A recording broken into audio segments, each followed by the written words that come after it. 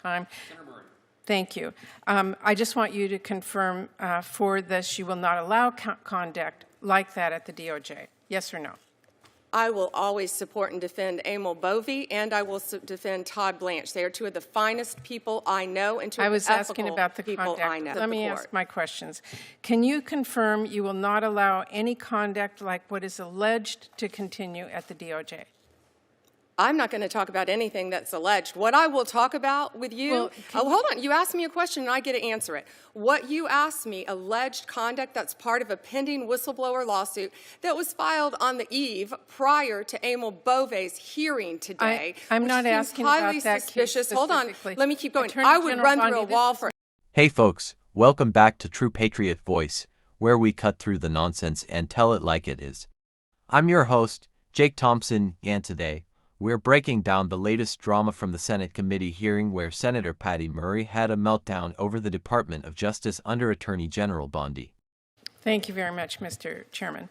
Attorney General Bondi, we are in a deeply alarming moment where law and order is being replaced by chaos and corruption and really whatever Trump wants. And your department's independence and its capacity to do its job have eroded before our eyes. We have seen respected career officials who've been fired for doing their job.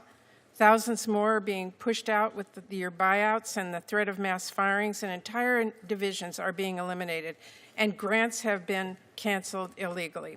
So I have questions about how and why those decisions are being made, and importantly, whether you're adequately resourcing DOJ to do its job. But before I turn to my questions, I do want to raise my alarm about the troubling pattern of trampling basic rights. Detainees, including U.S. citizens, being shipped overseas without any due process.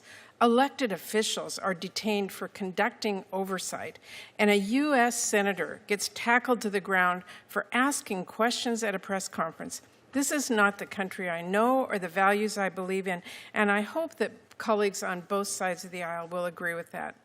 Now, to the questions. Yesterday, and I know that Senator Van Hollen raised this issue, a former DOJ attorney filed a protected whistleblower complaint accusing Deputy AG Emil Bove and senior DOJ leadership of defying court orders, including through, quote, lack of candor, deliberate delay, and disinformation, unquote. The complaint also accuses this administration of firing the whistleblower for, quote, telling the truth to the court. These allegations are deeply concerning. Now, I know you said that you can't discuss the case, but can you confirm that you agree that this administration should follow court orders? We will follow court orders, Senator. The entire administration will follow court orders. The problem arises in the district courts. All these district courts throughout the country are tying our hands, but here's how we will follow them when we get to the United Supreme Court. I need to ask we're winning. A number of questions. And so, yes, we're following the orders of the court. Let me ask my questions. Can you confirm you will not allow any conduct like what is alleged to continue at the DOJ? I'm not going to talk about anything that's alleged. What I will talk about with you, hold on, you asked me a question and I get to answer it. What you asked me, alleged conduct that's part of a pending whistleblower lawsuit that was filed on the eve prior to Emil Bove's hearing today. I'm not asking about that suspicious. Case hold on, let me keep going. I would run through a wall for Emil Bove and Todd Blanche. Like to continue with my questions. I have very limited time. Thank you. I just want you to confirm for this you will not allow conduct like that at the DOJ. Yes or no?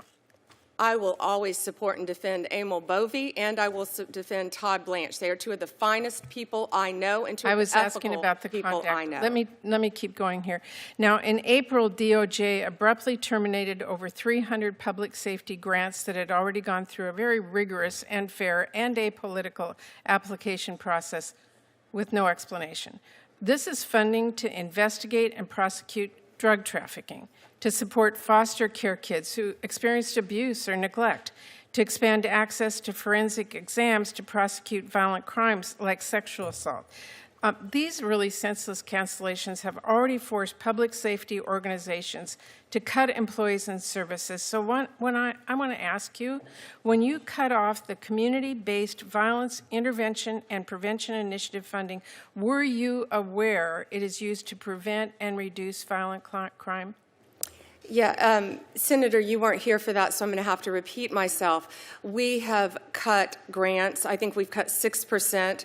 But if we have cut a grant that you feel should not be cut, please reach out to me. I will personally look at it. We've turned multiple grants back on. Okay. We have an appeal process. But if you want to come to me directly, I would be happy to sit down with you and look at that and help you. I'm happy. I appreciate Again, we're doing everything we can. Okay, but let me just ask you, when you cut off the Expanding Access to Sexual Assault Forensic Examination grant, were you aware that that grant helps our authorities prosecute rape and sexual assault?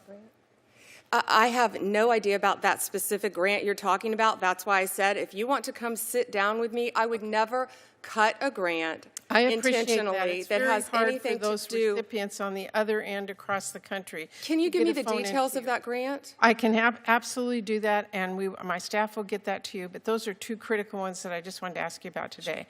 Again, we've turned many grants back on, and we'll continue to. If you want to call me, and we can discuss them with you. Okay, in your budget request, you propose consolidating the Office on Violence Against Women into the Office of Justice Programs. In 2002, Congress actually codified the office as a permanent, separate, and independent office to implement the Violence Against Women Act.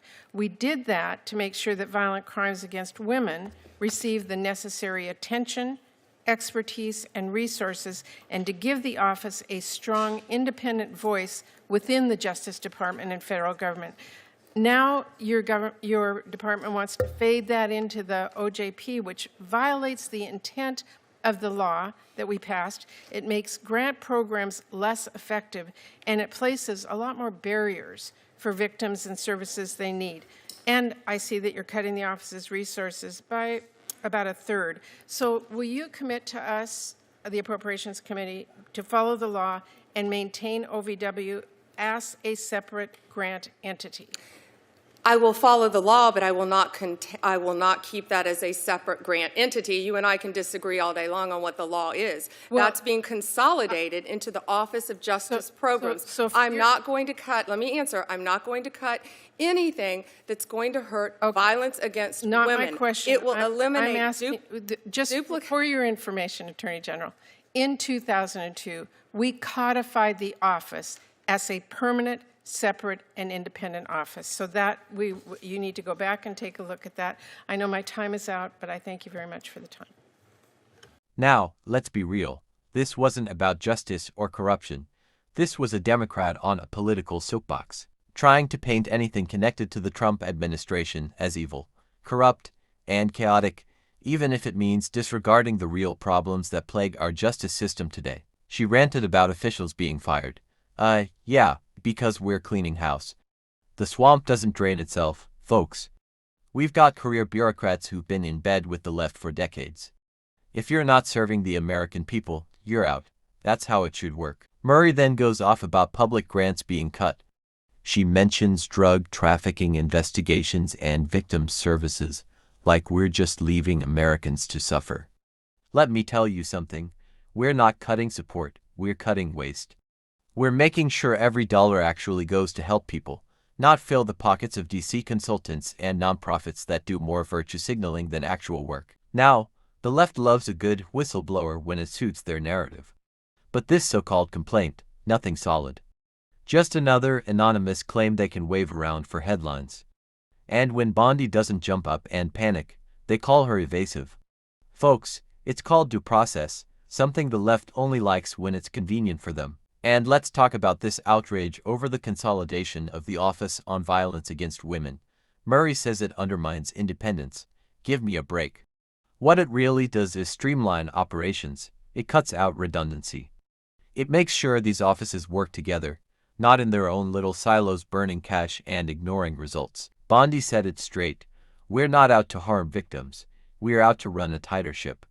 The DOJ should be about justice, not a bloated political machine with 5 departments doing the same job badly. Senator Murray's outrage. It's not about the people, it's about power. The left can't stand that real change is happening.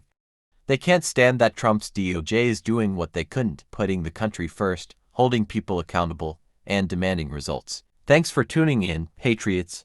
Make sure you like, subscribe, and hit that bell so you never miss a dose of the truth.